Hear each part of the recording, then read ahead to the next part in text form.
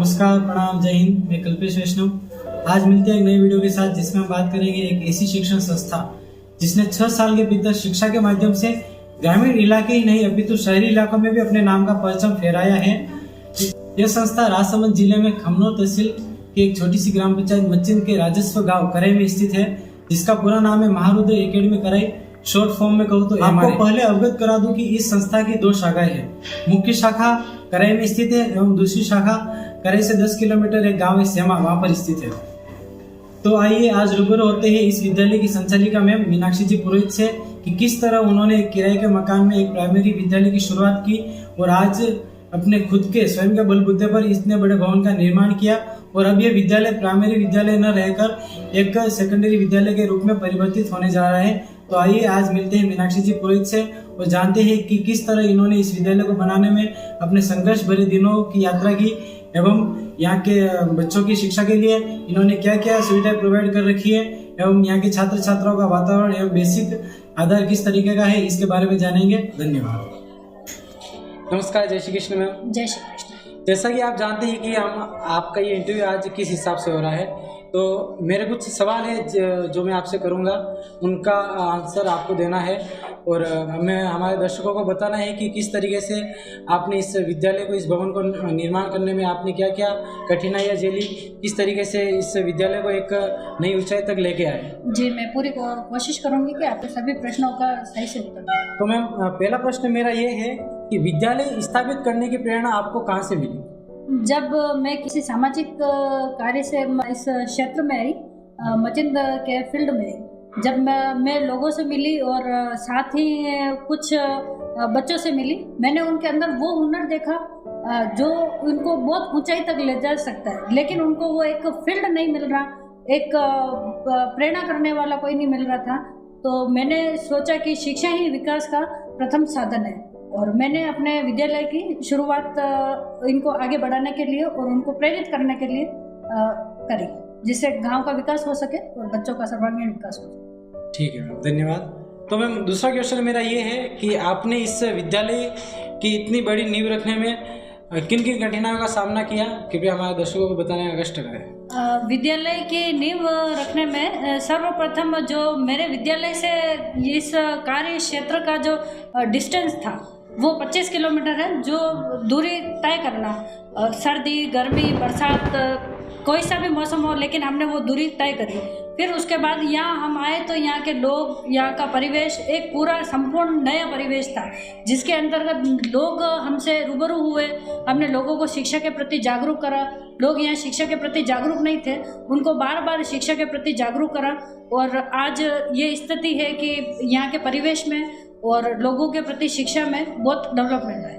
तो मैम, आगे की कड़ी में हम बढ़ेंगे और मेरा तीसरा क्वेश्चन ये है कि आपने अपनी इस विद्यालय में बच्चों की बेहतर शिक्षा के लिए, उनके बेहतर भविष्य के लिए क्या क्या गतिविधियाँ एवं क्या क्या सुविधाएं उपलब्ध करवा रखी है? हमारे यहाँ पे बेस्ट स्कूल का स्टाफ है, जो सारा ट्रेंड टीचर हैं, बीएड, एसटीसी, इसके साथ ही जो नर्सरी क्लास है, एलकेजी क्लास है, एचकेजी क्लास है, उनके लिए स्पेशल टीचर्स रखे हुए होते हैं जो बच्चों को एक्टिविटीज के साथ उनकी पढ़ाई करवाते हैं। एमआरए सिर्फ एक एजुकेशन शिक्षण संस्थान नहीं है, ये एमआरए बच्चों का सर्वांगीण विकास करने के लिए, जो शिक्षा के क्षेत्र में, खेल कूद में, पिछली बार जैसे हम बीम गए, मैं अपने जीवन में टूर्नामेंट पहली बार लेके गई जिसमें 560 स्कूलों ने पार्टिसिपेट करा था और मेरे करई के बच्चों ने, सेमा के बच्चों ने इतना अच्छा प्रदर्शन करा। और लोक नृत्य में जो सभी जानते हैं कि एक आम है, गौरी नृत्य में प्रथम स्थान प्राप्त करा। वो प्रथम स्थान प्राप्त करना मेरे लिए इतना बड़ा गर्व था कि ये सब चीज़ें हो सकती है। और साथ ही स्कूल में 2 स्कूल की बसेस लगा रखी हैं जो पहले नहीं थी, और फर्नीचर है, फैसिलिटी सारी फर्नीचर की है, बसेस की है, साथ ही नवीन भवन का निर्माण करा है। नवीन भवन का निर्माण ये सिर्फ बच्चों की एजुकेशन को डेवलप करने के लिए। मैं चाहती हूँ कि मैं इन बच्चों के आने वाले फ्यूचर के लिए और ज़्यादा से ज़्यादा कोशिश करूँ और प्रयास करूँ। वैसे हम आपके स्कूल के बारे में सोशल मीडिया पर हमेशा एक्टिव रह के देखते हैं कि आपके बच्चों की गतिविधियाँ और एक्टिविटीज़ कैसी चल रही है, तो काफ़ी सुंदर है यहाँ की। और मैं आशा करता हूँ कि आगे भी आपकी एक्टिविटीज़ बच्चों के लिए अच्छी से अच्छी। जी बिल्कुल।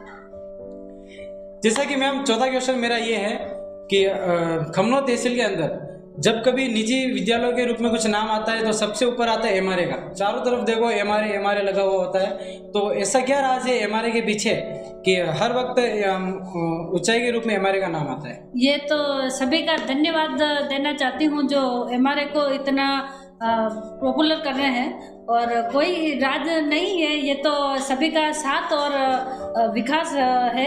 यहाँ के जितने भी टीचर लगा रखे हैं, फैकल्टी लगा रखी, वो बहुत अच्छे फैकल्टी है। विद्यालय को विद्यालय नहीं समझ के अपना प्रथम कर्म समझते हैं, और वो इतना बेस्ट देने की कोशिश करते हैं। इसमें चाहे स्कूल का स्टाफ आ गया, स्कूल के ड्राइवर आ गए, स्कूल के सारे बच्चे आ गए, सारे अपने विद्यालय का नाम रोशन करने में लगे हुए हैं। जब भी विद्यालय को जरूरत पड़ी, कुछ नया करने की कोशिश करी या फिर कुछ नया ज्ञान प्राप्त करने की कोशिश करी, तो हमारे विद्यालय के आचार्य चाणक्य जी है, जो एक वर्तमान में शिक्षक भी हैं, और साथ ही वो ज्योतिषाचार्य, सिन्हा जी के ज्योतिषाचार्य डॉक्टर परेश जी नागर हैं, जिन्होंने इस बिल्डिंग के लिए, इस विद्यालय के लिए पिछले 7 साल से वो अथक प्रयास कर रहे हैं, मेरे से ज़्यादा। और उनका रहता है कि इस विद्यालय का नाम रोशन करना है, हम इसके लिए ये कुछ नया करते हैं, ये नया करते हैं। साथ ही मेरा भाई मनोज राजगुरु और विद्यालय के प्रधान अध्यापक जो तिलकेश जी पुरोहित हैं, उन्होंने इस बिल्डिंग को, इस स्कूल के लिए, अपने इस बिल्डिंग को बनाने के लिए उन्होंने उसको खून पसीने और मेहनत से सींचा है। ये एक बिल्डिंग नहीं है, ये उनकी बहुत बड़ी परिश्रम है। साथ ही यहाँ पे कुछ टीचर्स ऐसे हैं जो विगत 5 वर्षों से 6 वर्षों से ज्ञान बढ़ा रहे हैं, शिक्षा दे रहे हैं, तथा अपनी मेहनत से उसको, इस विद्यालय को आगे ले जाने में उनका सबसे बड़ा हाथ है। और साथ ही पेरेंट्स, गांव वाले बहुत सपोर्ट करते हैं। पेरेंट्स भी ऐसे हैं कि किसी भी चीज़ की ज़रूरत पड़ती है तो वो मेरे लिए हमेशा तत्पर रहते हैं। तो एमआरए का बार बार इतना जो नाम ऊपर आता है, उसका मात्र एक कारण ये है कि आपका सपोर्टिव सिस्टम और आपका स्टाफ बहुत पावरफुल है और आपको बहुत अच्छी सहायता प्रदान करता है। और प्रभु एकलिंग जी के नाथ की कृपा से मुझे जब भी सहायता की जरूरत पड़ी तो भगवान ने सहायता के रूप में किसी न किसी को भेज दिया। तो मैम इतने क्वेश्चन तो हो गए, लेकिन एक लास्ट में मेरा एक अंतिम क्वेश्चन है कि एमआरए का हमने सब जान लिया कि क्या क्या गतिविधियाँ, क्या क्या आपने सुविधा यहाँ प्रोवाइड कर रखी है, किस तरीके से आपने इस भवन का निर्माण किया, प्राइमरी से या सेकेंडरी के रूप में परिवर्तित होने जा रहा है। तो अब अंतिम क्वेश्चन ये है मैम कि एमआरए का आगे का भविष्य क्या रहेगा, आप इसको किस रूप में देखना चाहते हैं? एमआरए का भविष्य बहुत ही उज्जवल है, और मैं जिस सत्र में यहाँ आई वहाँ तब लोग इतने डेवलपमेंट नहीं था, न लोगों के एजुकेशन के प्रति इतने जागरूक थे। आज भगवान की दया से लोग भी जागरूक हैं एजुकेशन की तरफ। और मैं इसको आज जब मैंने विद्यालय शुरू करा तो 2 बच्चों को एक किराए की बिल्डिंग में शुरू करा, जब हम टीचर 3 थे और पढ़ने वाले सिर्फ 2 थे।